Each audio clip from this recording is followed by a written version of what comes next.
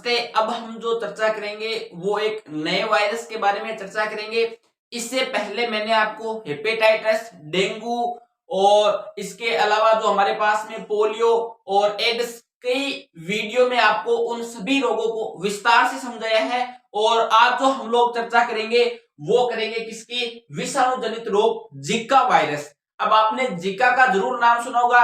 ये भी एक बहुत ही खतरनाक बीमारी होती है और इसको जान लेना आप सभी के लिए बहुत ही महत्वपूर्ण है। और मैं आपसे यही कहूंगा कि अगर ये वीडियो पसंद आए तो लाइक और सब्सक्राइब जरूर करें और उन पिछले वीडियो को भी जरूर देखें जिससे आपको बेहतरीन जानकारी मिलेगी।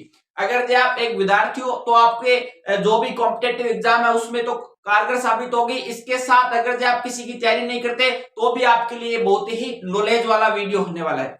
अब अगर जिका की अगर बात की जाए तो सबसे पहले ये उठता है कि इस जिका वायरस का नाम क्या है। तो इसका जिका इस वायरस का जो नाम है वो हमारे पास में होता है जिका वायरस, जिसको हम लोग बोलते हैं जिका विषाणु। हिंदी में क्या बोलते हैं? जिका विषाणु।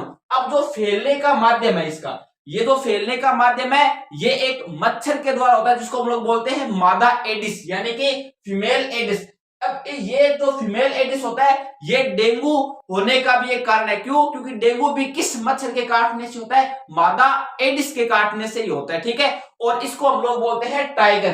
तो कई बार कॉम्पिटेटिव एग्जाम में पूछा जाता है कि टाइगर किस फीमेल मच्छर को कहा जाता है। तो आपको ध्यान रखना है कि मादा एडिस को कहा जाता है। ये आपको क्या रखना है? ध्यान रखना है। अब जब मादा एडिस किसी महिला को काटता है तो उसको कौन सा वायरस हो जाता है? जिका वायरस हो जाता है। ये आपको क्या रखना है? ध्यान रखना है। और इसके लक्षण बहुत ही नॉर्मल होते हैं। क्या होते हैं? सर्दी, जुकाम। अब सबसे जो महत्वपूर्ण बात है वो हमारे पास में यह होती है कि जिका वायरस सबसे ज्यादा प्रभावित किसको करता है? गर्भवती महिला को। और गर्भवती महिला में जिका वायरस सबसे ज्यादा जो असर करता है या जो सबसे घातक होता है वो किसके लिए होता है?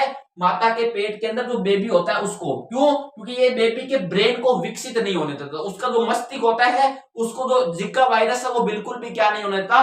विकसित नहीं होने देता। ठीक है, तो मैंने आपको आज किसके बारे में बताया? जिका वायरस के बारे में बताया। मेरे हिसाब से आपको मेरी जानकारी दी हुई पसंद आई होगी। धन्यवाद। जय हिंद।